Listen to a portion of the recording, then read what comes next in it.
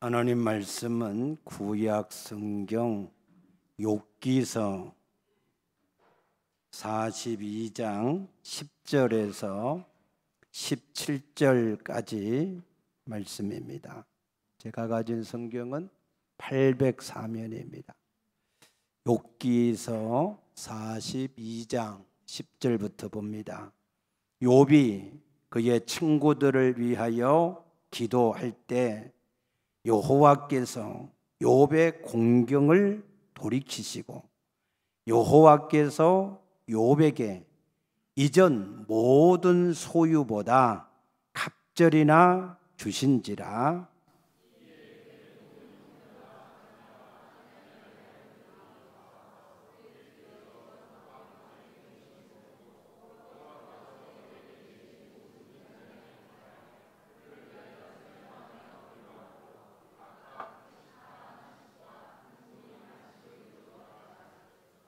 여호와께서 욥의 말년에 욥에게 처음보다 더 복을 주시니 그가 양 14,000과 낙타 6,000과 소 1,000겨리와 암나귀 1,000을 두었고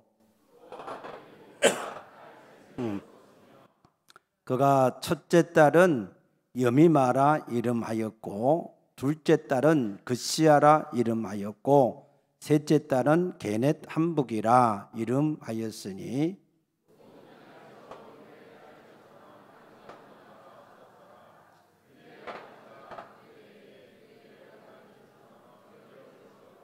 그 후에 욥이 140년을 살며 아들과 손자 4대를 보았고 아멘. 할렐루야. 오늘 또 우리 주의 새 은혜가 넘치기를 축복합니다. 5월은 우리가 가정의 달이다, 그렇게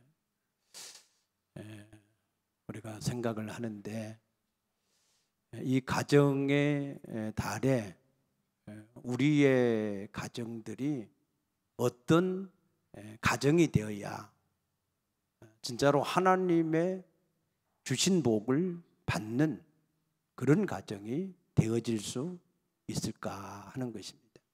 그래서 오늘은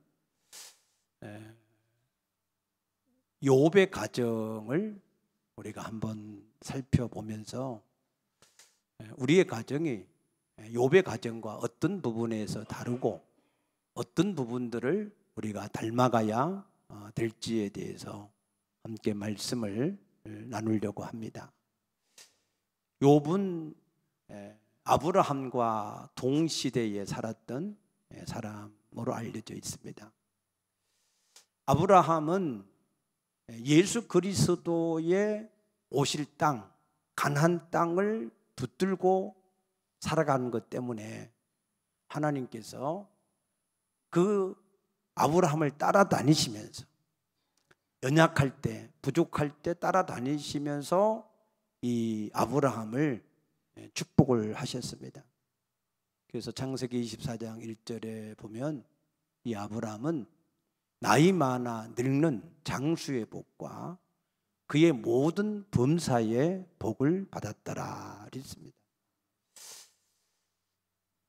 그런 반면에 아브라함이 예수 그리스도의 오시는 땅, 가나안 땅을 붙들고 산 것 때문에 그와 같은 복을 받았다면, 이 욥이라고 하는 사람의 가정은 하나님과의 관계 속에서, 하나님과의 신앙 속에서 그 신앙을 통하여서 하나님께로부터 복을 받은 사람.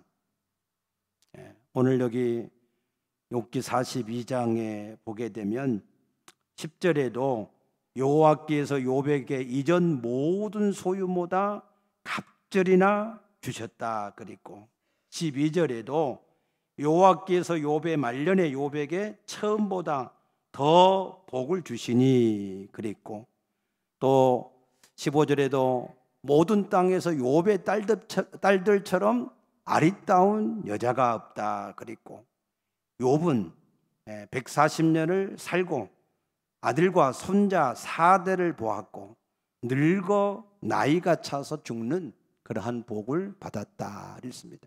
물질의 복, 자녀의 복, 모든 말년의 복, 장수의 복, 이 모든 것을 다 받은 사람이 바로 이 욥이라고 하는 사람의 가정이었다 했습니다. 그래서 오늘 우리 사랑하는 모든 성도님들도 우리의 가정들도 욥과 같은 그런 가정의 복을 우리가 반드시 받아야 될 줄로 믿습니다. 하나님은 사모하는 자에게, 하나님은 구하는 자에게, 하나님은 찾는 자들에게, 두드리는 자에게 하나님이 문을 열어주시고 만나주시고 하나님이 얻게 하실 줄로 믿습니다. 그러면은 하나님은 이 욥의 신앙에 대해서 어떻게 평가를 했을까? 우리가 한번 욥기서 1장에 가서 보면 이 8절 말씀에 보면 하나님이 이 사단에게 이 욥에 대해서 소개를 이렇게 합니다. 내가 내 종 욥을 주의하여 보았느냐? 그와 같이 온전하고 정직하여 하나님을 경외하며 악에서 떠난 자는 세상에 없느니라 했습니다. 아멘. 욥의 신앙은 한마디로 말해서 하나님이 사단에게 자랑하고 싶어하는 신앙. 아멘. 하나님께서 사단에게 자랑하고 싶어하는 신앙, 그것이 욥의 신앙이었다 그랬습니다. 하나님께서 여러분들, 여러분의 가정을 사단에게 자랑하고 싶어하는 그런 여러분 자신과 가정이 되어지시기를 축복합니다. 그럼 사단은 도대체 뭐 하는 존재냐? 요한계시록 12장 9절에 보면 큰 용이 내어 쫓기니 옛뱀 곧 마귀라기도 하고 사단이라고도 하는 온 천하를 꿰는 자다 그랬습니다. 사단은 온 천하를 꿰는 자. 뭐 하려고 꿰는 거예요? 죄를 짓도록 하기 위해서. 우리 인간이 죄를 지으면 어떻게 되지요? 하나님과 분리가 되어지고 사단의 종이 되어버리고. 믿습니까? 그러니까 사단은 어떻게 하든지 간에 우리 인간들로 하여금 죄를 짓게 만드는 거예요.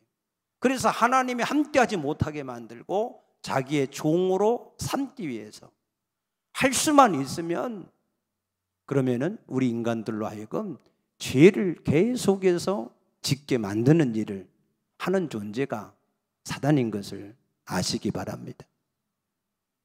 사단은 연휴도 없습니다. 아멘. 사단은 방학도 없고 사단은 잠도 안 자고 사단은 놀지도 않습니다. 사단은 계속해서 밤낮으로 온 땅을 두루 감찰하고 살피면서 삼킬 자를 찾고 있는 것을 아시기 바랍니다. 그래서 이 사단이 우리 인간을 죄를 짓도록 유혹을 하는데 우리 인간이 이 사단이 유혹할 때마다 넘어지면 어떻게 되겠어요? 사단이 우리를 죄를 짓게 하려고 살짝만 건드려도 우리가 거기에 넘어지는 사람이 되어지면 사단을 따라서 죄를 짓는 사람이 되어지면 하나님께서 자기 형상과 모양대로 지은 것에 대해서 너무나 탄식하고 슬퍼하지 않겠습니까?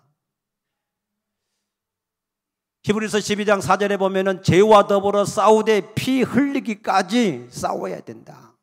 피가 무엇입니까? 생명 아닙니까? 우리가 생명을 잃는 데까지라도 우리가 죄와 더불어서 싸워야 되는 것입니다. 아멘입니까? 의식을 바꿔야 돼요.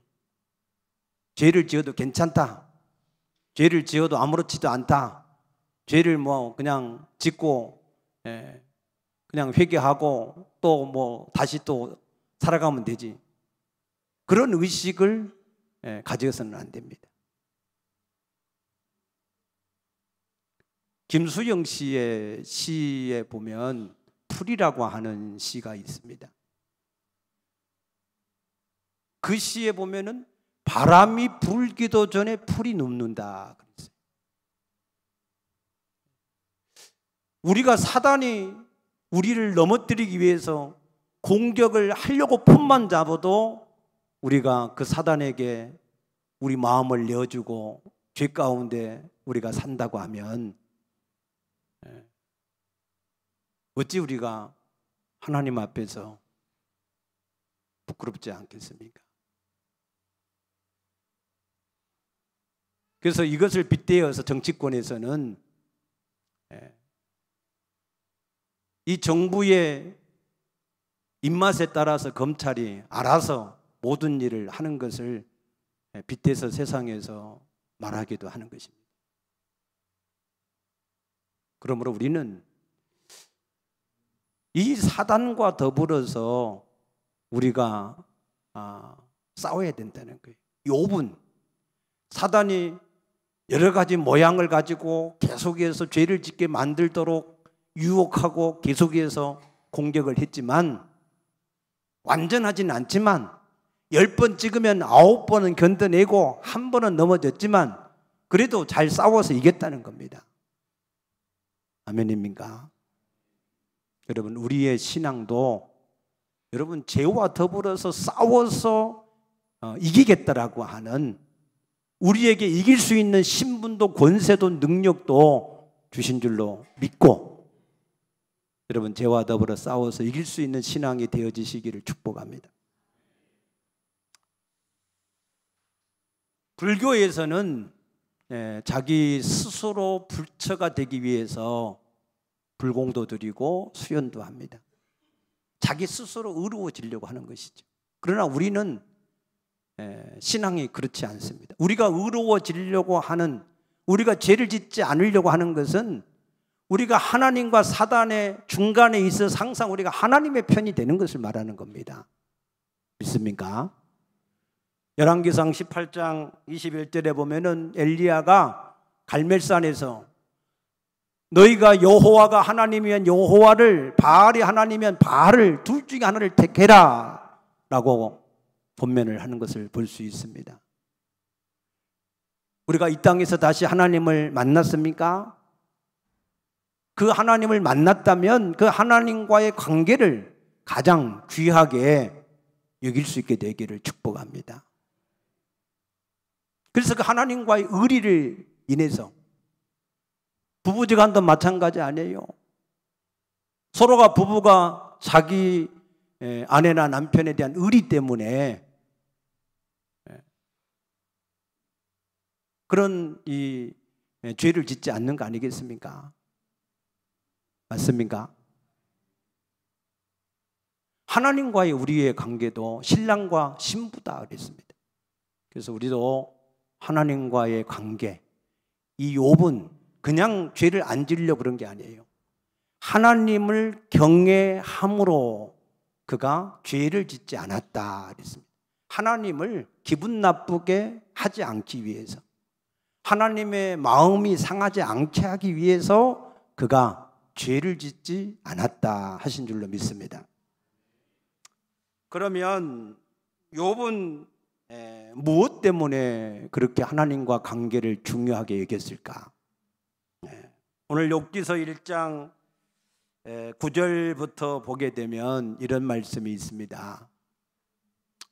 하나님이 사단에게 욥을 자랑하니까, 그러니까 사단이 하나님께 이렇게 얘기합니다. 욥이 어찌 까닭이 없이 하나님을 경외하리까 그랬어요. 아니 괜히 이 욥이 하나님을 경외한다고 하겠습니까? 그렇게 되묻는 것입니다. 그러면서 사단이 얘기하기를 주께서 그와 그의 집과 그의 모든 소유물을 울타리로 두르심 때문이 아닙니까? 주께서 그의 손으로 하는 바를 복되게 하사 그의 소유물이 땅에 넘치게 하셨음이 아닙니까? 라고 말합니다. 무슨 얘기냐? 주께서 욥에게 함께 하시고 욥이 하는 모든 일에 함께 하셔서 복을 주시니까, 그러니까 욥이 하나님 앞에 그렇게 하나님을 경외한다고 하는 것이지 괜히 그러겠습니까? 그 얘기입니다. 사단도 아는 이 일을 욥이 모르겠습니까? 욥은 자기 인생 가운데에 자기가 하나님 앞에 처음도 복을 받고 나중에도 그 모든 복을 더 받는 그 모든 일들이 자기의 힘과 능으로 그것을 얻은 것이 아니라 하나님께서 함께 하셔서 복을 주셨기 때문에 그 일이 이루어진 것을 누구보다도 잘 알았던 사람이 바로 욥이었던 것을 믿으시기 바랍니다. 오늘 우리 모든 성도님들도 이 한 가지를 꼭 깨달아 줄 수 있게 되기를 축복합니다. 이 세상의 모든 주권이 누구에게 있습니까? 하나님께 있습니다. 살리는 분도 하나님이고, 죽이는 분도 하나님이고, 높게 하는 분도 하나님이고, 낮게 하는 분도 하나님이고, 귀하게 하는 분도 하나님이고, 천하게 하는 분도 하나님이시고, 그 손에 권세와 능력이 있어서 모든 사람을 강하게 하심과 약하게 하심이 그의 손에 있는 줄로 믿습니다. 그래서 이 욥은 그 하나님이 자기와 함께 하시고 그 하나님이 복을 주시기 때문에 자기의 생애가 이렇게 되어졌음을 누구보다도 잘 아는 사람이 욥인 것을 그의 고백을 통해서 볼 수가 있습니다. 욥기서 13장 24절에 보면 주께서 어찌하여 얼굴을 가리시고 나를 주의 원수로 여기시나이까 그랬어요. 얼굴을 가린다고 하는 것은 하나님이 함께 하심을 나타내지 않는다는 말씀입니다. 욥기서 29장 2절에도 보면 나는 지난 세월과 하나님이 나를 보호하시던 때가 다시 오기를 원한다, 그렇게 고백하는 걸 볼 수 있습니다. 욥은 자기의 삶 속에, 가정 속에 하는 일 가운데 하나님이 함께 하시는 것이 얼마나 중요한 것인가 하는 것을 알고 있었던 사람이었습니다. 믿습니까? 창세기 39장 2절에 보게 되면 요셉이라고 하는 사람이 애굽의 노예로 팔려갔잖아요. 아무런 배경도 힘도 없는데, 그런데 그가 형통한 자가 되었더라. 뭘 해도 형통한 자가 되는 거예요. 이유가 무엇이었습니까? 주께서 함께 하심이라. 믿습니까? 참 대단하잖아요. 배경도 힘도 아무런 가진 것도 없는데, 그런데 하는 일마다 형통하게 되어지는 거예요. 창세기 33장에 보면 이스라엘 백성들이 하나님 앞에 금송아지를 만드는 죄를 범했을 때 모세가 하나님 앞에 생명책에 자기 이름을 걸고 하나님께 중보하며 기도했습니다. 그때 하나님이 그 백성의 죄를 용서하시며 아브라함과 이삭과 야곱에게 맹세하신 땅으로 올라가라고 말씀하셨습니다. 그런데 하나님이 함께 가시겠다, 그 얘기를 안 하시는 거예요. 그래서 모세가 33장 15절에 주께서 친히 함께 가시지 않으려거든 우리를 올려보내지 마시옵소서라고 하나님 앞에 기도할 때 하나님이 내가 친히 함께 가리라 라고 말씀하십니다. 모세도 누구보다도 그 사실을 중요하게 여기고 알았던 거예요. 하나님이 함께 가시지 않으면 가나안 땅에 올라가 봐야 대적에게 패할 수밖에 없고 그 땅을 얻을 수도 없다고 하는 사실을 누구보다 잘 안 사람이 모세였기 때문에. 믿습니까? 시편 28편 1절에 보면은 다윗도 기도하기를 주께서 내게 잠잠하시면 내가 음부에 내려가는 자와 같겠다 그랬습니다. 주께서 함께 하지 않으면, 그러면은 아무것도 아니라는 것을 잘 알았던 사람이 바로 또 다윗이었습니다. 요한복음 8장 29절에도 보면은 예수님도 주께서 함께 하시는 것에 대해서 그 중요성이 얼마나 중요한지에 대해서 이렇게 말씀하십니다. 나를 보내신 이가 나와 함께 하시도다. 내가 그의 기뻐하시는 일을 행함으로 나를 혼자 두지 아니하셨다 그랬습니다. 예수님도 하나님이 함께 하심으로 모든 일이 되어진다고 하는 사실, 그것 때문에 하나님이 싫어한 일을 하지 않고 그의 기뻐하시는 일을 행하셨다고 말씀하신 줄로 믿습니다. 오늘 우리는 어떨까요? 여러분은 어떻습니까? 여러분의 하루의 삶 속에, 여러분의 가정 속에, 여러분의 모든 사업 가운데, 여러분 자녀 가운데 얼마나 이것을 중요하게 여기고 살고 계십니까? 하나님이 함께 해주시기를 얼마나 간절하게 사모하고 그 일을 위해서 노력을 하고 계시냐, 그 얘기입니다. 하나님이 함께 하시든 함께 하시든 않으든 상관이 없을까요? 아닙니다. 하나님이 함께 하실 때에만 우리에게 생명이 있고 능력이 있고 세상을 이길 수 있고 모든 복을 누릴 수 있음을 믿으시기 바랍니다.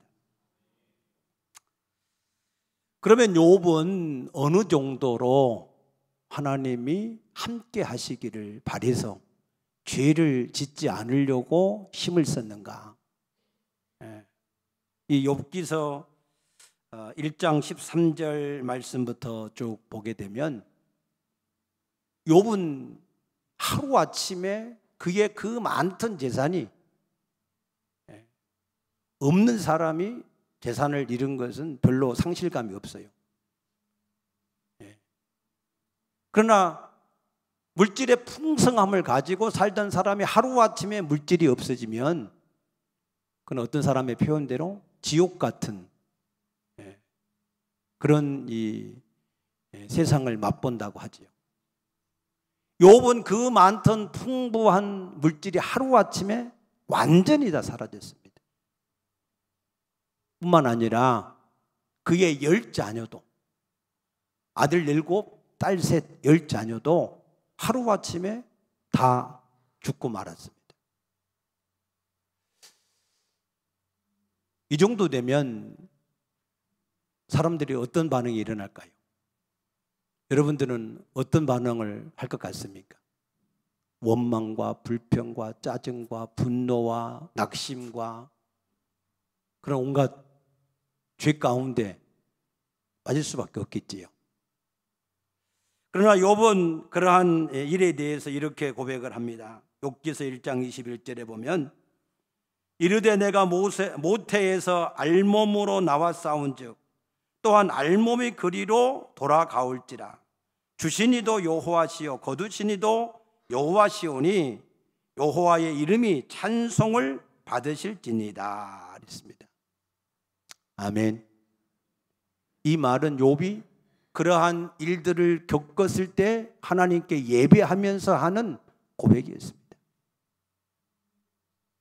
어떻게 이런 신앙이 가능할 수 있을까? 저도 굉장히 욥의 신앙에 대해서 궁금합니다. 어떻게 그게 가능할까? 고민하면서 기도할 때 하나님이 주신 이 말씀은 이렇습니다. 우리의 인생의 목적이 소유를 하는데 목적이 있는 것이 아니고 하나님을 경외하는 것이, 하나님을 섬기는 것이 우리 인생의 목적일 때 가능하다. 아멘입니까? 이게 굉장히 중요한 이야기입니다. 우리 인간은 목적이 소유야, 소유. 어떻게 해야 더 많은 물질을 갖고, 어떻게 해야 더 많은 좋은 건강을 갖고, 높은 자리에 올라가고, 좋은 환경을 가지고, 그거를 막 얻기 위해서 그냥 바둥바둥 하는 거예요. 그게 나쁘다는 게 아니에요. 그런데 그게 목적이 되면 안 된다는 거예요. 목적이 된 사람은 그것 때문에 기뻐했다가 그것 때문에 슬퍼했다가 그것 때문에 계속해서 왔다 갔다 하는 거예요. 그런 사람은 사단의 종에서 벗어날 수가 없어요. 왜? 야고보서 1장 15절에 보니까 욕심이 잉태하여 죄를 낳고 죄가 장성하여 사망에 이르니라. 소유하는 것이 목적이 된 인생은 절대로 사단에게서 유혹에서 벗어날 수가 없습니다. 자유할 수가 없습니다. 여러분 전도서 12장 13절에 일의 결국을 들었으니 이제 하나님을 경외하라. 이것이 인생의 본분이다 라고 말씀하는 것을 믿으시기 바랍니다. 우리 인생의 본분, 우리는 물질이 있든 자식이 있든 없든 그런 것에 상관이 없이 하나님을 경외하는 것, 그것이 우리 인생의 목적이고 본분이어야 된다라고 하는 사실입니다. 믿습니까? 굉장히 어려운 얘기예요. 그러나 사실이어야 됩니다. 이것을 깨달아줘야 됩니다. 내가 이 땅에 존재하는 것은 더 많은 것을 얻고자 하는 게 아니라 그랬어요. 내가 알몸으로 왔으니 알몸으로 가는 것이 당연하다. 주시니까 하나님이니까 가져가시는데 하나님이 당연하다. 그런 것 때문에 내가 하나님을 섬기는 것이 흔들려서는 안 된다는 거예요. 할렐루야. 마태복음 4장에도 보면 이 마귀가 예수님을 시험하려고 할 때 천하만국의 영광을 다 보여줘요. 그러면서 나한테 한 번만 절을 하면 내가 이걸 다 주겠다. 그럴 때 예수님이 대답이 뭐라고 그랬습니까? 사탄아 물러가라.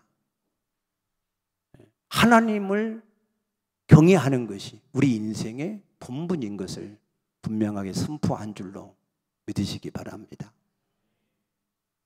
그래서 우리가 하나님 앞에 하나님이 함께 하셔서 역사하시는 삶을 우리가 계속해서 누리려고 그러면은 우리 인생의 근본 목적이 소유에 있지 않고 하나님을 경외하는 일에 있음을 다시 한번 깨닫게 되시기를 축복합니다. 두 번째로 이 욥이 어느 정도로 그 하나님의 임재를 사모했느냐 하면 2장 이 7절 말씀부터 10절 말씀에 보면 이 사단이 욥의 발에서부터 정수리까지 온 몸에 종기가 나게 했다 그랬습니다. 그래서 온 몸이 부풀어 터졌다가 기와장으로 긁었다. 그래서 진물이 온몸에 가득하게 다 퍼져서 그야말로 온몸 전체가 그냥 진물로 범벅이 된 그런 상황이 되어졌습니다. 그런 상황이 되어졌을 때 욥의 아내는 그렇게 얘기합니다. 그래도 자기의 온전함을 굳게 지키겠느냐? 하나님을 욕하고 죽으라 하고 욥을 비난하는 걸 볼 수 있습니다. 그때 욥의 대답이 이렇습니다.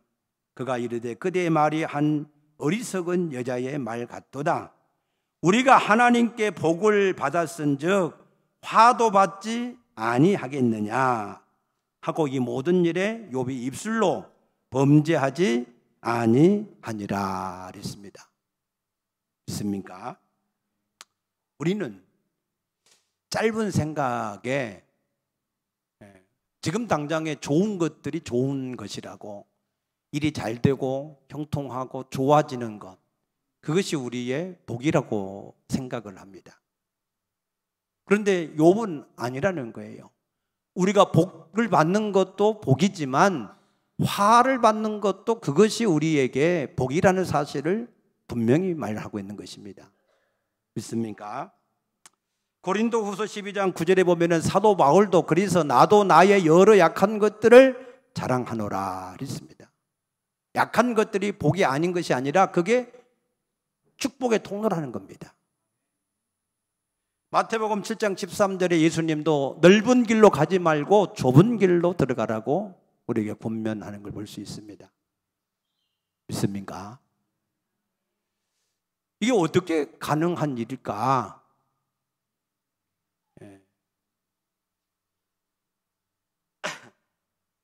이것은 하나님을 온전하게 신뢰할 때만, 하나님을 처음부터 끝까지 신뢰할 때만 가능한 신앙입니다. 여러분, 하나님을 믿습니까? 평안할 때도 믿습니까? 곤란할 때도 믿습니까? 욥은 욥기 23장 10절에 이렇게 말합니다. 나의 가는 길을 오직 그가 아시나니 그가 나를 단련하신 후에는 내가 순금같이 나오리라 그랬습니다. 그 모든 불순물이 이게 단련하면, 그러면은 이게 이 쇠를 단련할 때 거기에 계속해서 열을 가하면 불순물이 계속 빠져나오잖아요. 그 불순물이 뭐냐면 우리가 하나님을 하나님으로 섬기는 그 일에 있어서 어떤 것도 조건이 되어서는 안 된다 그 말이에요. 물질도, 자식도, 건강도, 가정도, 그런 것들이 하나님을 하나님으로 섬기는 데 있어서 어떤 조건이나 어떤 단서가 돼서는 안 된다는 얘기입니다. 아멘입니까? 어떤 경우에도 하나님만을 온전하게 섬기고 하나님을 온전하게 믿는 그 신앙, 그 신앙이 되어져야 하나님 앞에서 욥과 같은 그러한 신앙의 이 축복을 우리가 누리게 될 줄로 믿으시기 바랍니다. 그래서 우리도 하나님 앞에서 오늘날 우리에게 가장 중요한 것, 하나님께서 우리와 함께 하셔서 역사할 수 있는 그러한 신앙의 가장 기초가 무엇일까? 오늘 저는 여러분들에게 5가지를 제안하기를 원합니다. 첫째는 우리가 예수님을 주인으로 받으셨잖아요. 예수님이 주인이신 것을 믿습니까? 예수님이 주인이심을 확신합니까?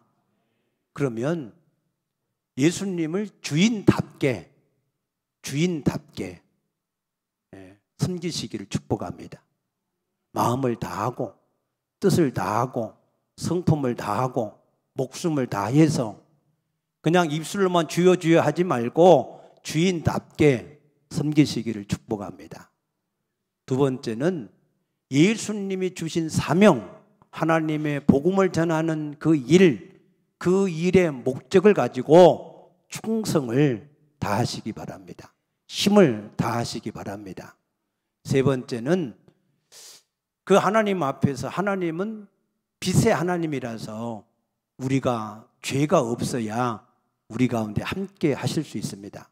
그래서 우리가 죄를 완전히 안 지을 수 있는 사람은 되기 힘들어도 죄를 우리가 속히 씻어내는 그런 일은 우리가 얼마든지 할 수가 있잖아요. 그래서 죄에 대한 경계심, 어떻게 하든지 간에 나와 내 가정에, 내 자녀들에게 죄가 틈타지 않게 하는 욥과 같은, 자기 자녀들이 혹시라도 마음으로라도 죄를 범했을까 봐서 하나님 앞에서 번제를 드렸던 그런 욥과 같은 경계심을 가지고 여러분 자녀, 여러분 가정들이 하나님 앞에 죄가 끊어진, 죄가 없는 그런 가정이 되어지시기를 축복합니다. 네 번째는 하나님은 겸손한 자에게 은혜를 베푸신다 그랬습니다. 그래서 항상 하나님 앞에서 겸손한 가정이 되어지시기 바랍니다. 마지막 5번째는 하나님 앞에서 그 은혜를 사모하여서 하나님 앞에 간절하게 기도할 수 있게 되기를 바랍니다. 아멘.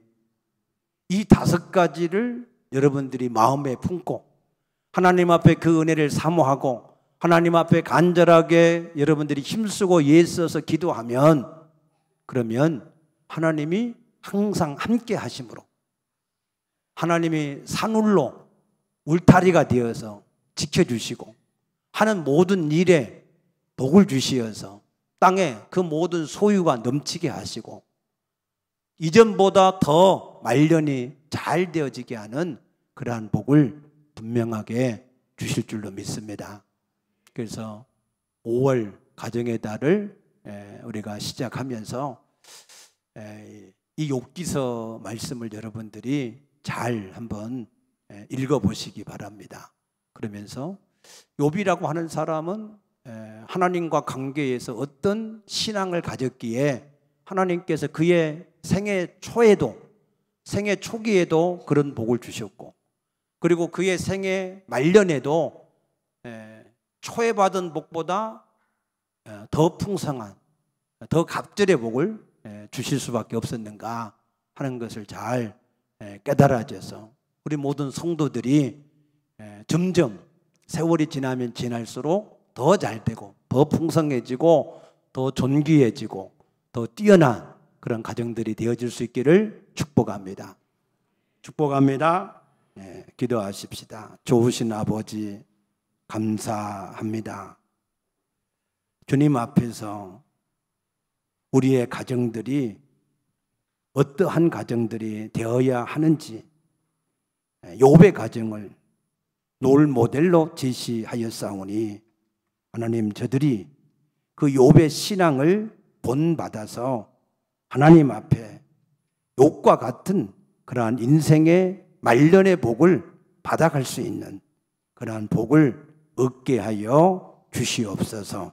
주께서 능히 이 모든 일을 이루실 줄로 믿고 감사하며 예수님 이름으로 간절히 축복하며 기도드리옵나이다.